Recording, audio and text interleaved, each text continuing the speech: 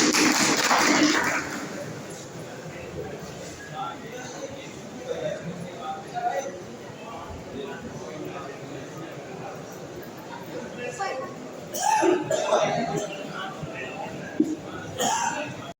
लिए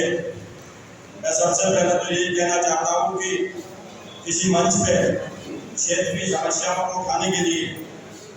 अगर हमें बुलाया गया है तो हम क्षेत्र का सही मार्गदर्शन करें, राजनीति से हट के अपने उद्देश्य के लिए अपनी जनता को जागरूक करने का हमारा एक मंच है, जिसके माध्यम से हमारे छोटे भाई संजय राणा जी एक सिस्टम चलाए हुए हैं। हम सब मिलकर काम करें तो बहुत अच्छा लगे। अब हम अपनी शुरुआत करते हैं। जब 2005 में एक आवाज आई कि आपके इस क्षेत्र में एक शुगर है, क्योंकि मैं कम से कम आपसे 10 मिनट लूंगा शुगर, क्योंकि हमारा क्षेत्र विकसित नहीं था, तो हमारे बुजुर्गों के टाइम पे दिया गया, उसके बाद हमें कुछ नहीं दिया। तो हमारी समझ में आया कि हम आगे कैसे बढ़े, तो हमारे पास कहीं से एक सिस्टम आया कि आप क्या है शुगर फैक्ट्री की स्थापना होगी, उसका अध्यक्ष और मेरे गौरवशाली पत्रकार बंधु, सुरक्षा बल के मेरे जो बंधु हैं, साथ ही साथ मेरी मातृशक्ति और बच्चों का मैं आज की इस सभा में बहुत बहुत हार्दिक अभिनंदन करता हूँ, क्योंकि बहुत दिनों पश्चात ये मौका हमें मिल रहा है एक साथ बैठने का। अन्यथा हम अपने अपने गांव में अपने अपने घरों तक सीमित हैं। मैं आज की इस बैठक के लिए श्री संजय राणा जी और श्री सीपी सिंह जी, उनका बहुत बहुत आभार व्यक्त करता हूँ कि उन्होंने हम सब लोग एक साथ मिलकर बैठ करके एक स्थान पर अपनी समस्याओं को बताने का और समझने का अवसर दिया है। अब मैं ये बताना चाहूंगा, क्षेत्र की समस्याओं के लिए सरकार जिम्मेदार नहीं है, हम जिम्मेदार हैं। अपने अपने घरों में बैठ करके अपने गांव में बैठ के कोई एक साथ मिलने को तैयार नहीं है, और चौराहे पर जब बैठते हैं 4-4, 6-6 वो विदेशों तक को फेल कर देते हैं। तो मेरा कहने का तात्पर्य यह है, आप बुद्धिजीवी भी हैं, आप पढ़े लिखे भी हैं, आप गवर्नमेंट सर्विस से छूटे हुए भी हैं, आप सुंदर किसान भी हैं, लेकिन अगर हम नहीं हैं, हम एकजुट नहीं हैं, किसी भी सरकार आपके कान में जो है बोलते हैं वो झूठ तब तक नहीं रहेगी जब तक आप उसके कान को मरोड़ोगे नहीं। बिना मरोड़े या बिना बच्चा जो है वो जब तक रोता नहीं, मम्मी उसको दूध के लिए भी बुलाते नहीं है। यही ऐसा ही कुछ हमारे क्षेत्र का है। मैं पूर्व सैनिक संगठन का सचिव होने के नाते ये हमारे लिए गौरव की बात है कि 12 भूतपूर्व सैनिक कलोनी का डंका आज पूरे हिंदुस्तान में है। मुझे इस काबिल समझा कि मैं आपके सामने आके अपने विचार जो मेरे साथी आज यहाँ पर हैं और जो मुझे नहीं जानते उनके लिए मैं अपना इंट्रोडक्शन दे देता हूँ। मेरा नाम कर्नल रविंदर सिंह सिरोही, शौर्य चक्र सेवानिवृत्त है।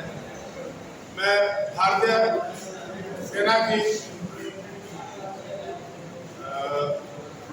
स्पेशल फोर्सेज और उसके बाद सूचना विभाग से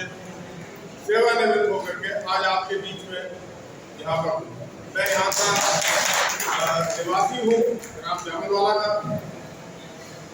और इसके साथ अपना ताल्लुक खत्म करके, जैसे हमें फौज में सिखाया जाता है, कोई चिकनी चुपड़ी बात नहीं, सीधी बात करनी है। तो मैं हमारे क्षेत्र के जो मुख्य क्षेत्र की जो मुख्य समस्याएं हैं उन पर मैं आप लोगों का ध्यान उस तरफ आकर्षित करना चाहता हूँ जो कि बहुत ही दर्दनाक स्थिति,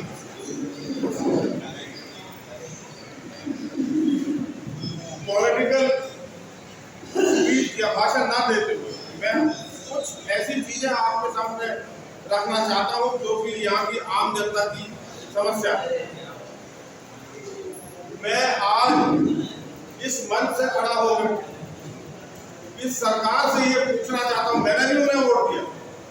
इस सरकार से ये पूछना चाहता हूँ कि ऐसा क्यों है कि हमारे विधानसभा क्षेत्र या हमारे लोकसभा क्षेत्र में कुछ इलाकों में तो दुनिया भर का विकास और कुछ इलाकों को सिर्फ 50 मीटर की आरसीसी देकर के चुप कर दिया। ऐसा क्यों है कि इस क्षेत्र में काम करने वाली अन्य छोटी छोटी संस्थाएं हिस्ट्री शीटर्स को, गुंडा एलिमेंट्स को अंदर बंद कराती है और यहाँ के नेतागण उन्हीं को हमारी छाती पे दाल धरने के लिए दोबारा जमानत करके वापस लिया। ऐसा क्यों है कि खेतों में हमारे किसानों को गुलदार शेर अपना निवाला बना रहे? ऐसा क्यों है कि स्कूल बस में बच्चे हैं और वो अपने घर जा रहे हैं और उस समय पे तेंदुआ उनकी बस पे अटैक करके उसका शीशा तोड़ देता, बच्चे बाल बाल बचते। ऐसा क्यों है कि अब से कुछ दिन बाद जब वापस चुनाव नजदीक आ जाएगा तो मीठी मीठी चिकनी चुपड़ी बातों से फिर हमें बनाने की कोशिश की जाएगी? ऐसा क्यों है कि जाति विशेष, मैं खास तौर पर इस शब्द को दोहराना चाहता हूं, जाति विशेष के इलाकों में ही विकास हो रहा है? क्यों विकास को बराबर तरीके से बांट करके पूरे क्षेत्र में नहीं किया जाता? ऐसा क्यों है कि यदि हमारे को अपने शवों का दहन करना होता है तो हम घुटने घुटने पजामा और अपनी पैंट चढ़ा करके अपने शमशान घाटों तक पहुंचते हैं, ट्रैक्टरों का 4x4 लगा करके अपनी अर्थियों का शमशान घाट में पहुंचाते हैं और कुछ इलाकों में शमशान घाटों पर ब्लैकटॉप रोड बनी हुई, काली रोड बनी हुई। ऐसा क्यों है? इन विषयों पे यदि ध्यान नहीं दिया और अगर विकास, अब क्या समय बचा है, कितना विकास करेंगे ऊपर वाले जानता है, पर अगर विकास को बराबर मुद्दों में तोड़ करके सब जगह नहीं दिया गया तो आगे आने वाले समय में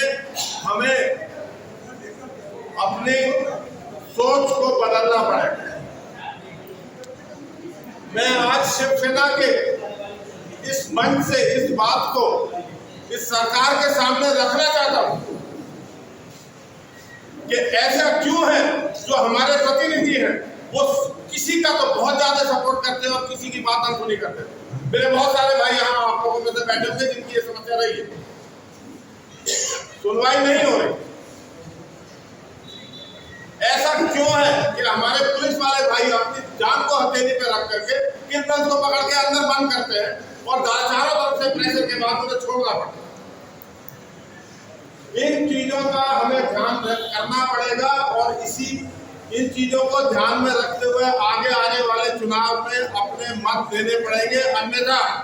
अगले 2-4 साल के बाद हम पछताएंगे कि हमने ऐसी गलती क्यों।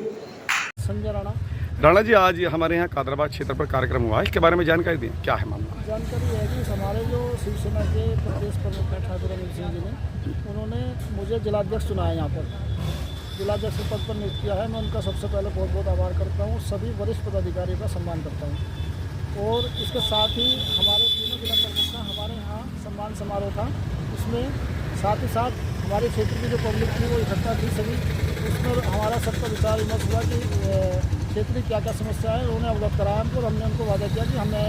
आपके साथ कंधे से कंधा मिलाकर इसको पूर्ण कराने के लिए पूरा प्रयास करेंगे।